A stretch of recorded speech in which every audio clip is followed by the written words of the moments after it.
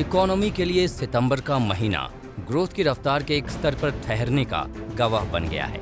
Economy की रफ्तार अब स्थिर हो गई है, लेकिन इसमें खुशखबरी है कि ये अभी भी प्री कोविड स्तर के ऊपर बनी हुई है। जापानी ब्रोकरेज फर्म नोमुरा के इंडेक्स NIBR की चाल से जाहिर हो रहा है कि इसके बेस वीक 23 फरवरी यानी कोरोना पूर्व के मुकाबले सितंबर में भी अर्थव्यवस्था की स्पीड में तेजी देखी जा रही है। 19 सितंबर को खत्म हफ्ते में NIBRI 100.6 पर आ गया, जो अभी भी प्री कोविड लेवल यानी 100 से ऊपर है। इसके पिछले हफ्ते ये 101.4 पर था।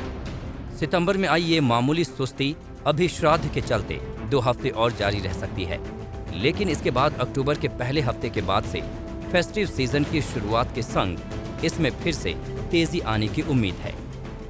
चाहे मिडिल ईस्ट में दुबई हो गया या यूरोप की बात करूं तो जर्मनी एक बहुत अच्छा ट्रेड पार्टनर है इंडिया का, और नॉर्थ अमेरिका में अमेरिका से भी इस समय अच्छे ऑर्डर आ रहे हैं। पर आज के समय के अंदर जो एक्सपोर्ट हाउसेज हैं, जो इंडस्ट्रीज़ हैं जो एक्सपोर्ट कर रही हैं, उनके सामने सबसे बड़ी जो दिक्कत आ रही है वो खाली कंटेनर की आ रही है। NIBRI जिन इंडेक्स के आधार पर अपनी वीकली इकोनॉमिक रिपोर्ट जारी करता है, उनमें शामिल गूगल का retail and recreation index 1.6 percentage points और Apple driving index 1.9 percentage points बढ़ गया है, जबकि गूगल वर्कप्लेस इंडेक्स इस दौरान 1.9 परसेंटेज पॉइंट्स लुढ़क गया है।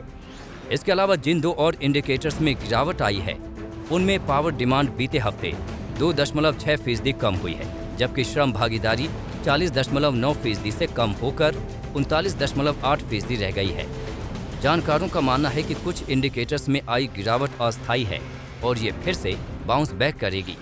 जिस तरह से एक बड़ा वृक्ष जो है अपने पत्ते झाड़ देता है और झाड़ने के बाद उस पर पुनः जो है वो नए लीव्स आ जाते हैं, इसी तरह से भारत भी एक ऐसा देश है जो इकोनॉमिकली बहुत स्ट्रांग कंट्री है, और उसमें सबसे बड़ी स्ट्रेंथ आती है हमारे त्योहारों से। जब हम अपने फेस्टिवल्स को सेलिब्रेट करते हैं तो उस टाइम पर हमारी स्पेंडिंग अच्छी हो जाती है, जिससे एक साइकिल घूमती है और जिससे हमारी कंट्री के अंदर एक इकोनॉमिक ब्लेसिंग के रूप में पैसा बाजारों में उतर कर आता है, जिससे लोगों की जीवन शैली के अंदर सुधार भी लाता है। हमने कोरोना या फिर अनसर्टेनिटी के साथ जीना अब सीख लिया है। जिस तरह से अपने देश का stock market life time high पे है, हाँ थोड़ा बहुत उतार चढ़ाव जरूर है, लेकिन ऐसा लगता है कि हमने अपनी दिशा और रफ्तार दोनों को पकड़ लिया है और आने वाला फेस्टिवल सीजन अपने देश के लिए एक नई चरम पर अपनी इकोनॉमी को ले जाने के लिए तैयार है।